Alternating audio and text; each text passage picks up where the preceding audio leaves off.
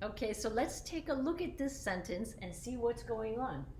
We're just concerned with the words discovered some. That is the only part of the sentence we want to know about. Is this a phrase or is it not? If we apply the movement test, move discovered some to the front of the sentence, we would get the sentence discovered some Mrs. Jones fascinating facts about English grammar. Discovered some Mrs. Jones fascinating facts about English grammar. This definitely does not sound like a sentence of English that we would expect people to say, right? It feels like somehow the words have been jumbled up, that if you were to place them in their correct position, it would sound like an English sentence. You would know what it means, but the way that we ordered that sentence sounds very unnatural. So it looks like discovered some, according to the movement test, is not a phrase. So we want to see whether the other two tests indicate the same thing. And so we're going to use a WH movement test. We're going to try to form a question that could be answered with discovered some. So you could say something like, what did Mrs. Jones fascinating facts about English grammar? Notice that when you form that question, even the question counterpart to that sentence is unacceptable. So you're just trying to leave out this information because that's what you want to give as your answer. What did Mrs. Jones fascinating facts about English grammar? And then the answer would have been discovered some, right?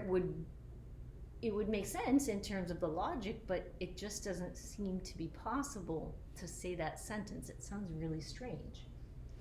So the WH movement test and the movement test are giving us the same answer that no, this is not functioning as a phrase here. So then we're going to look at our last test, replacement, and we're going to say, okay, is there a single word that we could put into this position that means the same thing as discovered some? So Mrs. Jones discovered some fascinating facts about English grammar. How about Mrs. Jones found fascinating facts about English grammar? Found is a single word and it has basically the same meaning as discovered. However, does it have exactly the same meaning? Because when we use found to replace discovered some, notice that we're leaving something out here. This some is not part of the sentence because crucially, this whole unit, this whole two-word unit must be replaced by a single word.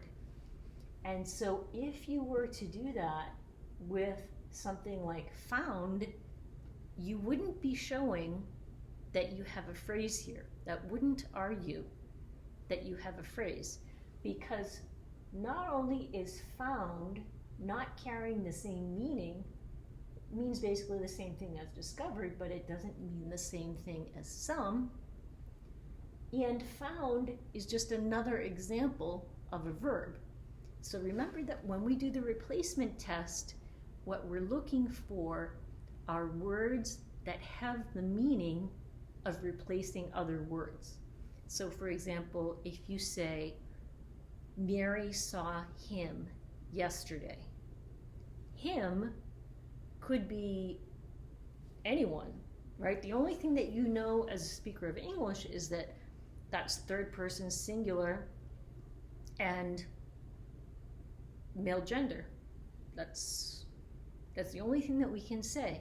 Him could refer to a dog, it could refer to a person, it could refer to someone who we haven't met yet. So we have all these possibilities. So keep in mind that typically for replacement, you're going to be looking for these pro forms. So oftentimes pronouns, she, he, they, it. These are going to be the types of guys that can function as replacements. Okay, so let's take a look. So then all of our tests are saying the same thing for this sentence. All of our tests are showing that this guy is not a phrase. It is not functioning as a phrase. with respect to movement, WH movement, and replacement. So therefore, definitely 0. Nope, not a phrase. That fan that has been running all day is irritating. That fan that has been running all day is irritating. And what we're looking at is everything from the beginning of the sentence up until the word day. So if I had given you a sentence that didn't have brackets on it marking the part of the sentence that you're examining, you wouldn't be able to do the analysis, right? Because the only way it makes sense to ask the question, is this thing a structure in this sentence, is if I'm telling you what this thing is. What words are we talking about? And so that fan that has been running all day is irritating. We want to do the movement test first, right? But we see that, again, similar to what happened before, that part of the sentence is already at the front of the sentence. So if you applied the movement test, you would just be moving it to the front of the sentence, and the sentence would sound like, that fan that has been running all day is irritating. Well, that's the same sentence, so you haven't proven anything, okay? So this is what we're talking about when a test does not apply to a sentence, which is different from a test applying and saying that it doesn't work there. When a test applies and it doesn't work, it sounds like an unnatural sentence, then we conclude that no, we don't have a phrase. We have something that's not a phrase. It really doesn't concern us what it is, but it's not a phrase. That's what we can know.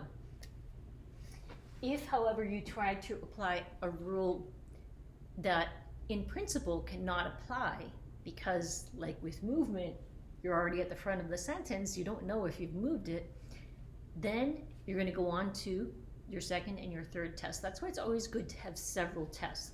We're going to see that throughout the semester. In general, we want to have several different ways of testing things to make sure that the structures that we're positing are correct for those particular sentences. So, okay, we couldn't do movement, but what about WH movement? So we ask a question, who is irritating? Imagine if I said, okay, who is irritating? And then somebody gave the answer, that fan that has been running all day. That sounds natural, except there's something weird going on here. What is this word who? Who is something you can use in English to describe a person. So if you had been talking about an individual, then that would have sounded like a natural question. But since you're talking about a fan, you're talking about a thing, you have to adjust the WH question. So instead of saying who is irritating, you could ask what is irritating. So if you had that, what is irritating? And then you gave the answer, that fan that has been running all day. That would be proof positive that you can use that fan that has been running all day as the answer to a WH question, and therefore it is a phrase. Okay, so the first test of movement didn't apply. You're already at the front of the sentence. The second test, WH movement, applied, and it gave you the answer yes, but you learned that you have to ask the right type of question. If you ask a WH question that is asking about who, and the thing that you're talking about is not a who, but it's a what, then the sentence is going to sound weird, right? So you want to be very careful with each of the words that you choose when you're constructing your tests. The last test that we have is the replacement test. So is there a single word that we could use to replace this whole string of words? So that fan that has been running all day is irritating. What thing What single word can replace all of this information?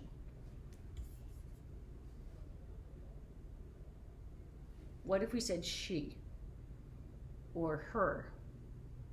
It would sound weird, again, because we know that she or her can't be used to refer back to something, but you wouldn't refer to a fan as she or her because she and her are used to refer to persons.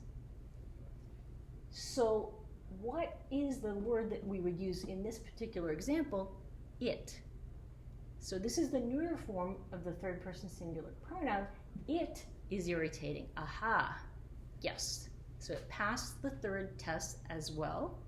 And we know then that in principle, the first test of movement cannot apply.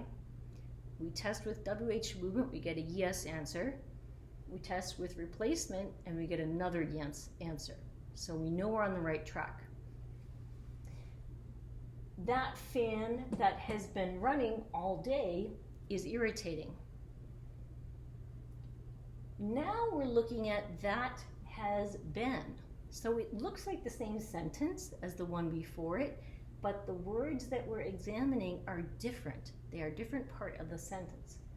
So when we do movement, it's not occurring at the very front of the sentence. We can move it.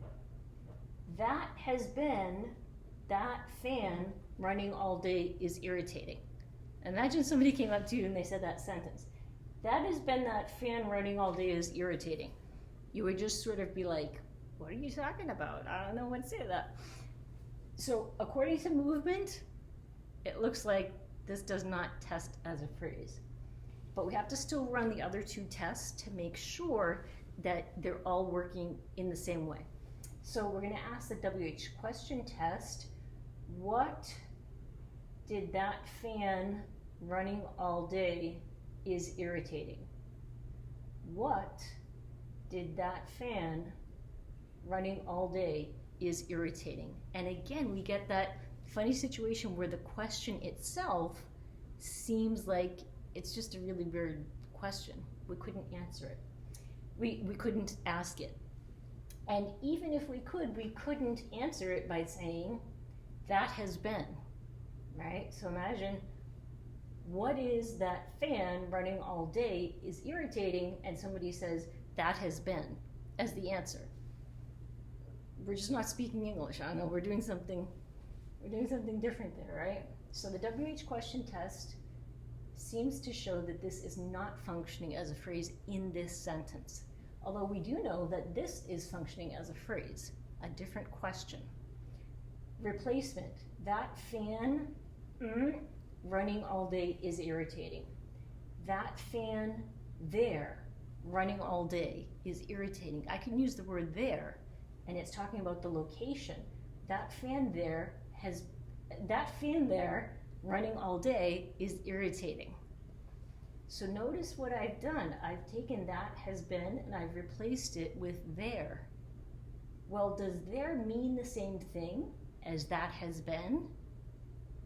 Nope, because there is telling you the location of something. We went there.